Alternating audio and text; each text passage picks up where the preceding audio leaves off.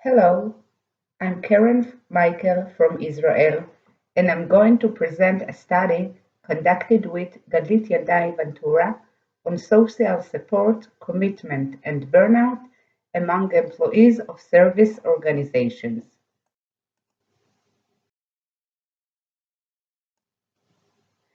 To retain their staff, organizations need to create working conditions that promote individuals' well-being.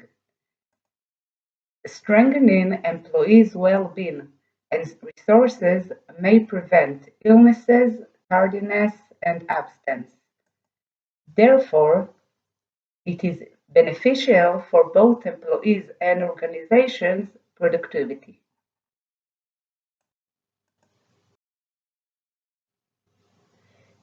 The present study examined gender differences and associations in each gender regarding social support, commitment, and burnout. It also examined the contribution of social support and commitment to employees' burnout.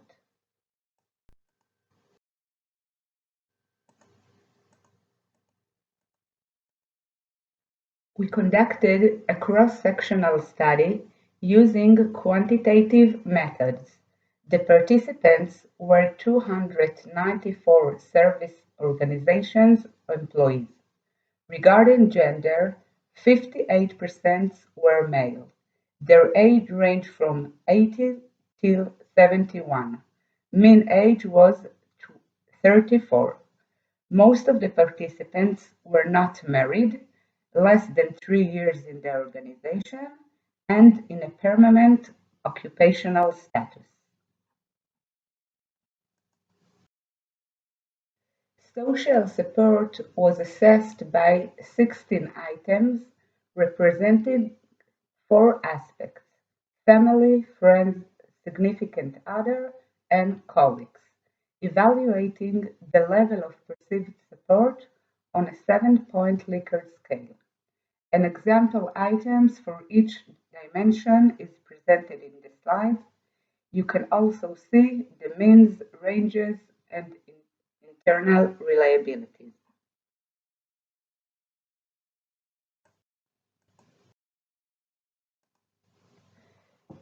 Commitment toward the organization was assessed by 15 items representing two aspects: effective and continuance, evaluating the level of perceived commitment on a 7-point Likert scale.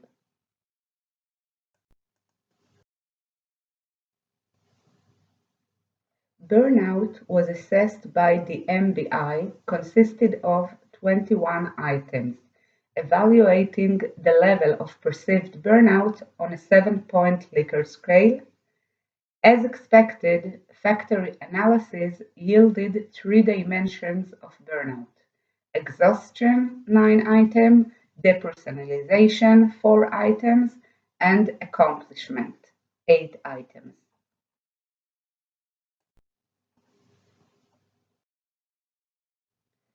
T-tests for independent samples examined gender differences in the study variables.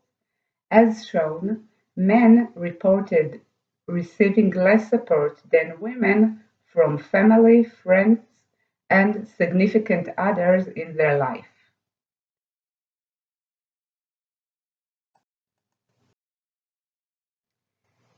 Men felt more effective commitment toward the organizations than women.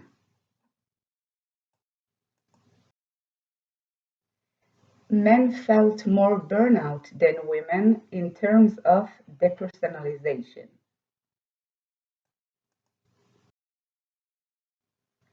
According to Pearson correlations conducted among each gender, among men, effective commitment was negatively associated with emotional exhaustion, and support from family was negatively associated with depersonalization.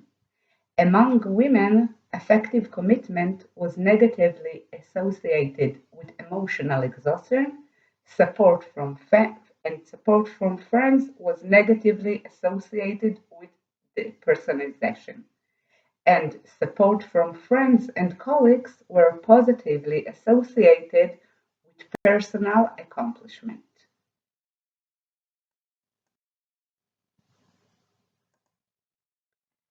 A model based on multiple regressions showed that in both genders, a sense of burnout in terms of emotional exhaustion was predicted by low effective commitment, and low effective commitment was predicted by low levels of colleague support.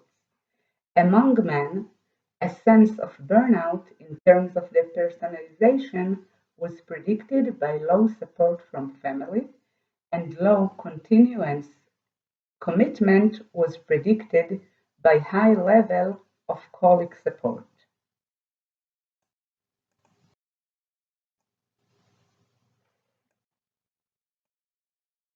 The main findings suggest that men, as employees, experience more vulnerable emotions than women in service organizations.